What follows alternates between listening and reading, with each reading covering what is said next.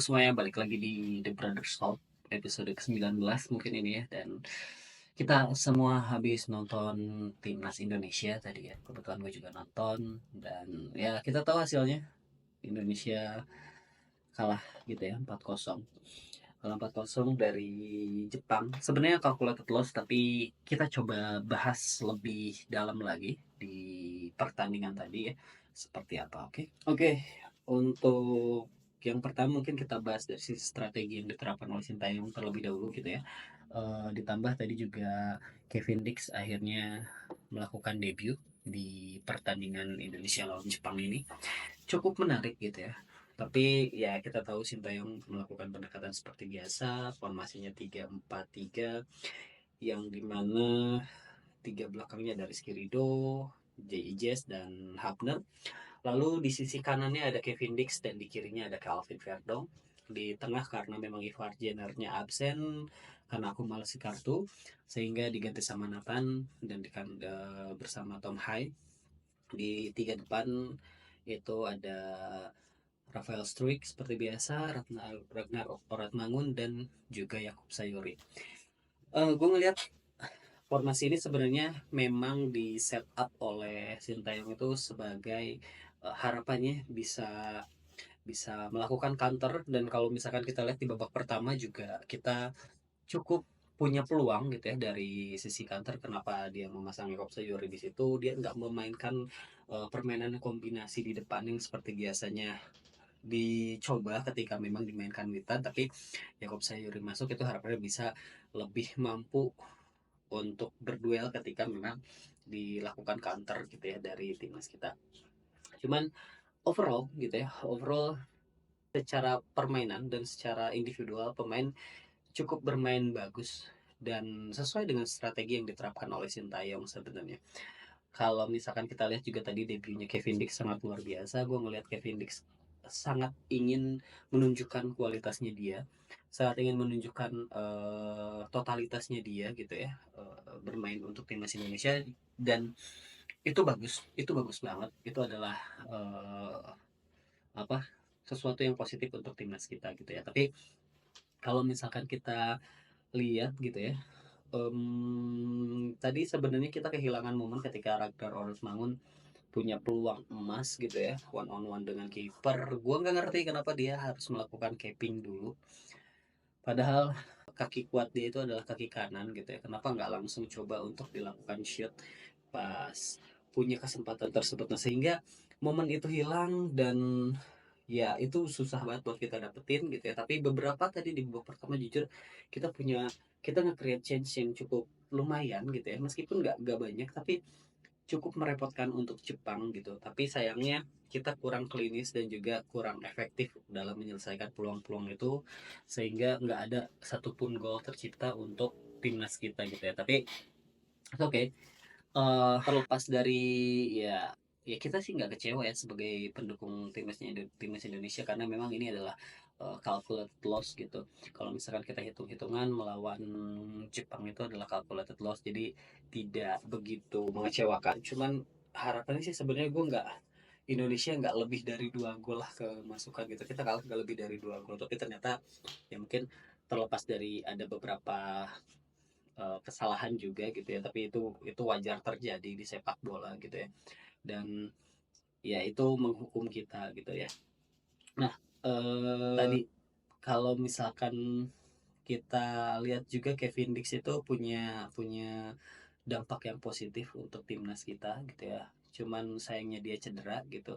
Dan yang gue lihat, gue agak sedikit jengah sebenarnya, jujur aja gitu ya. Gue nggak meragukan timnas kita gitu ya, tapi gue dari dulu sebenarnya gue meragukan taktik yang diterapkan oleh Sintayong gitu ya. Gue nggak pernah ngelihat sebenarnya tim kita benar-benar mampu gitu ya, mampu menguasai pertandingan atau bermain dengan polanya dengan cukup luar biasa. Karena yang gue lihat sejauh ini Sintayong hanya mengandalkan pertahanan saja gitu di lini depan. Lo kalau misalkan nonton dan terus-terusan apa namanya ikutin perkembangan timnas kita gitu ya, pergerakan tanpa bola dari pemain-pemain kita itu kurang baik gitu ya, terutama di lini depan. Kalau misalkan kita lihat kombinasinya pun nggak ada sama sekali, jarang dilakukan dan nyaris hilang gitu ya.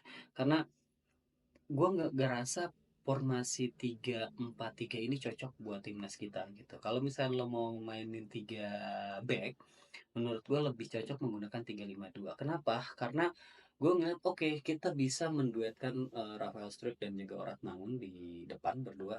Tapi gue rasa kita butuh attacking midfielder, which is itu adalah yang kita punya baru Marcelino sih sejauh ini gitu ya, ataupun Reinders nanti kalau misalkan memang dia bisa main, karena posisi natural Reinders itu adalah sebagai attacking midfielder gitu. Nah, yang gue lihat karena kan kita selalu kekurangan dari sisi sayap kanan gitu ya, karena kita sangat sulit gitu ya menemukan pemain yang memang bisa cocok di posisi itu dengan skema 3-4-3 ini. Nah kalau misalnya kita lihat 3-4-3 ini asli di semua permainan, nggak cuma lawan Jepang, tapi di semua permainan yang dilakukan oleh Sintayong dengan formasi 3-4-3, lini tengah kita tuh habis banget gitu. Kita mengandalkan direct ball gitu ya, dan dimana gue ngerasa Hayek punya kualitas yang bagus, tapi peran dia jadi cukup berat ketika memang hanya ada dua gelandang di lini tengah gitu ya. Kenapa kalau kalau lu masih mau bersikeras dengan 3 back gitu ya, menurut gue 3-5-2 itu cocok, dimana kita tetap menggunakan double pivot, which is itu Ivar Jenner dan juga Tom Hai bisa di situ, dan di depannya ada satu gelandang serang, mungkin itu Marcelino dan yang lain. Karena gue ngelihat tadi juga Marcelino masuk kan di babak kedua dan di posisinya Tom Hai gitu ya. Dia nggak cocok di posisi itu menurut gue. Kapasitas dia itu benar-benar menyerang, bukan penjembatan di mana dari proses transisi dari bertahan ke menyerang. Sehingga potensi yang terbaik dari Marcelino menurut gue nggak terkelihatan dari di sini gitu. Jadi gue stick with, kalau nggak 4-3-3 lah gitu. 4-3-3 itu cocok. Lo butuh 3 gelandang sebenarnya, karena kalau 2 gelandang itu akan kesulitan. Yang pertama adalah alur distribusi bolanya itu tergantung hanya dari satu pemain. Kreativitasnya itu juga tidak eh, lebih baik gitu ya. Dan ditambah beban 2 gelandang ini akan jauh lebih berat gitu. Selain dia bertahannya full, dia untuk melakukan transisi dari bertahan ke menyerangnya juga butuh effort yang lebih. Jadi menurut gua cocoknya 3 gelandang deh. Pilihan formasinya bisa 4-3-3 atau 3-5-2 menurut gue, sehingga benar-benar di lini tengahnya itu kita setidaknya ada isi pemainnya ada gitu ya. Kalau misalkan kita lihat tadi juga melawan Jepang, beberapa kali yang gue lihat adalah di lini tengah itu full semua pemain Jepang, nggak ada pemain kita gitu. Lini tengah yang di final third-nya itu nggak ada sama sekali gitu. Di final third sama sekali nggak ada pemain kita. Kita fokus terhadap winger gitu. Ya, kita tahu bahwa ketika formasi 3-4-3 kita akan terfokus pada winger kita gitu. Jadi mau nggak mau dengan formasi ini ya kita harus punya winger yang cukup baik gitu ya. Kolaborasi winger yang cukup baik gitu. Nah, yang gue lihat kita sebenarnya nggak begitu punya winger yang cukup baik gitu. Terus juga nggak ada alternatif lain gitu. Kita ketika memang di press gitu ya, bola kita pasti ke samping, di tengah itu benar-benar kosong gitu. Ya lu lihat deh patternnya, ya gak usah jauh-jauh. Kalau lu researchnya agak agak ribet ke belakang, ya lu lihat lawan Jepang aja, lini tengah kita benar-benar habis sama sekali gitu ya. Tapi balik lagi, ini gue bukan bicara soal hasil ya, tapi gue juga bukan bicara soal permainan timnas kita gitu. Gue jujur gue suka gitu, karena ini lawannya Jepang, terus kita cukup ngelawan gitu ya, dan itu bagus gitu ya. Tapi reaksi dari Sintayong ini menurut gue kurang oke. Dia stick dengan 3-4-3, gue ngerasa nggak layak buat tim kita, yang dimana memanfaatkan bola-bola panjang itu bukan kita banget gitu. Jadi menurut gua kita butuh butuh permainan di passing-passing pendek gitu, sehingga bolanya bisa mengalir, terus juga butuh kombinasi. Karena menurut gua rumusnya adalah ketika lu punya tim yang secara individual itu tidak terlalu bagus, ya lu harus bermain kolektif. Dan bermain kolektif itu mau nggak mau seperti apa ya, jaraknya dekat dan juga kombinasi pergerakan tanpa bola, terus juga aliran bola yang cepat. Nah, itu bisa jadi salah satu apa namanya, kekuatan kita seharusnya. Nah, ini yang gue soroti dari Sintayong. Nah, mungkin kalian gak setuju ataupun kayak gimana, tapi gue jujur secara pribadi gitu ya, gue ngeliat Sintayong juga taktiknya nggak begitu bagus gitu, nggak begitu bagus dibandingkan dengan pelatih yang lain gitu. Katakanlah gue masih suka dengan cara mainnya Luis Milla sebenarnya daripada Sintayong kalau misalnya kita bandingkan dengan yang terdahulunya gitu. Yang beda dan juga resultnya yang memang akhirnya dianggap Sintayong jauh lebih baik itu karena kualitas pemain yang dikasih gitu. Loh kalau misalkan bandingin satu era ke era yang lain itu ya lo harus ngelihat dari secara keseluruhan gitu ya, entah itu dari manajemennya, entah itu dari kualitas pemainnya, ketersediaan pemainnya seperti apa, fasilitas yang diberikan kayak gimana. Ya menurut gua Sintayong udah jauh lebih baik dari pelatih pelatih yang terdahulu. Jadi gua nggak begitu impress melihat Sintayong karena ya ini balik lagi opini gua pribadi bahwa apa yang dia terapkan di timnas kita nggak membuat timnas kita itu jauh lebih baik gitu ya, karena memang ya ini tuh murni murni karena pemain kita secara individu itu levelnya lebih tinggi daripada era-era sebelumnya. Ini gue jujurnya seperti itu gitu ya. Karena hal tersebut, tapi kalau lu bicara secara keseluruhan strategi permainan terus juga proses adaptasi di pertandingan itu gitu ya, reading gamenya Sintayong itu kurang oke sih menurut gua, terlalu banyak diglorifikasi dan sehingga kita lupa untuk objektif, kita lupa untuk kritik gitu ya. Gue sih objektif aja gitu ya, gue objektif aja bahwa seharusnya timnas kita bisa bicara lebih baik secara permainan, meskipun gue tidak pernah berpikir dan menargetkan bahwa timnas bisa lolos Piala Dunia anjir. Itu terlalu prematur buat kita. Seenggaknya pattern permainan itu jelas, bukan cuma bertahan. Lu cuma nguatin lini belakang, lu cuma berusaha untuk tidak kebobolan dan tidak berusaha untuk lebih menyerang dan untuk cari poin, cari gol. Lu cuman berlindung dari itu semua gitu, dari pola pertahanan aja. Jadi menurut gua tetap ngasih apa namanya, ngasih benefit of the doubt gitu untuk Sintayong ini gitu ya, karena memang ya meskipun gua gak ngerasa bahwa ya gitulah, karena ada opini gua di video gue yang lain, mungkin lo bisa apa dan nonton. Gua ngasih waktu kayaknya, kalau kalau gue sih ngelihatnya, gue pengen lihat pembuktian Sintayong itu sampai akhir dari kualifikasi Piala Dunia ini hasilnya seperti apa, secara permainan dan secara strategi untuk reading the game gitu ya, itu ada progres ke arah yang positif atau enggak. Kalau misalkan cuman karena ditambah pemain berkualitas, ditambah pemain berkualitas tapi secara permainan yang harusnya berkualitas itu tidak ditujukan, gue nggak ngerasa permainan itu berkualitas. Itu standar banget permainannya gitu, hanya fokus terhadap bertahan, terus aliran bola yang lain menurutku biasa aja gitu, standar gitu. Kalau misalkan kita lihat kualitas pemain, jadi strateginya nggak banget sih kalau menurut gue gitu. Jadi coba kita lihat nanti sampai akhir kualifikasi Piala Dunia akan seperti apa gitu ya, karena lo udah dikasih pemain-pemain yang kayak gini gitu, difasilitasi dengan baik oleh Pak Erick Thohir dan jajaran yang lain, cuman lo nggak bisa menghasilkan sesuatu yang bagus gitu. Sorry tuh, saya gue sangat mendukung timnas gitu ya, dan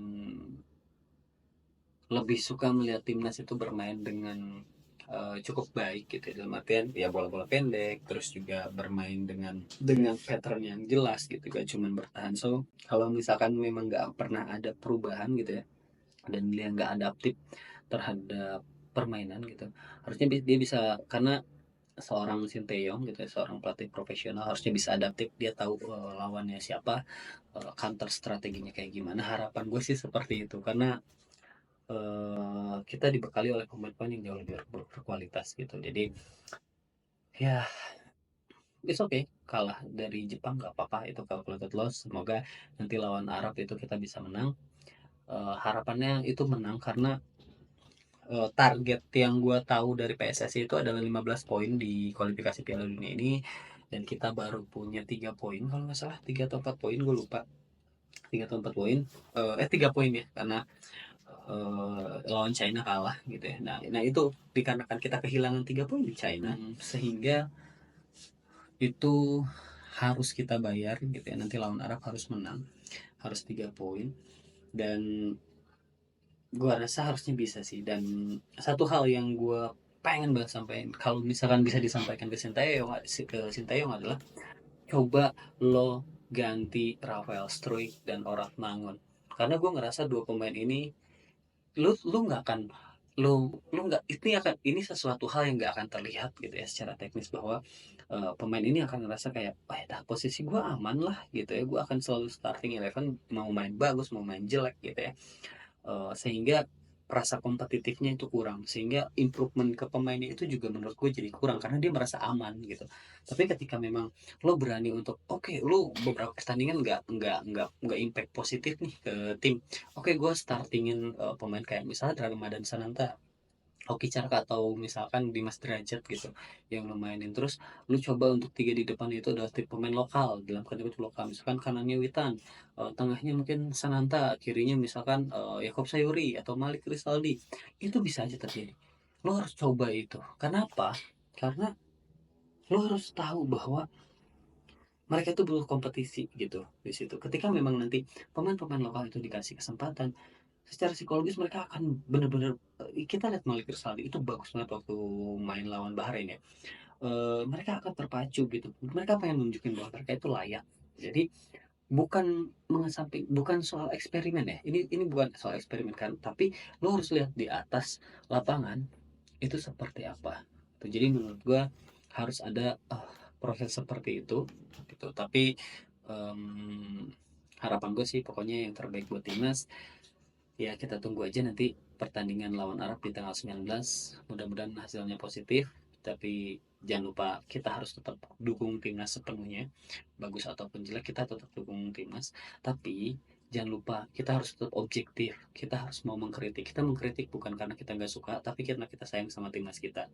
So ya kita harus harus menilai objektif lah, tapi tidak dengan cara yang buruk gitu ya menyampaikannya. Tapi kritik terhadap apa, STI ataupun kritik terhadap permainan timnas kita itu dengan cara yang cukup baik menyampaikannya gitu. Jadi ya semangatlah buat kita, semangat buat timnas kita. Semoga kedepannya hasilnya akan lebih baik lagi. Dan mungkin segitu aja dari gua untuk video kita kali ini. Thanks for watching, sampai ketemu di episode berikutnya. See you.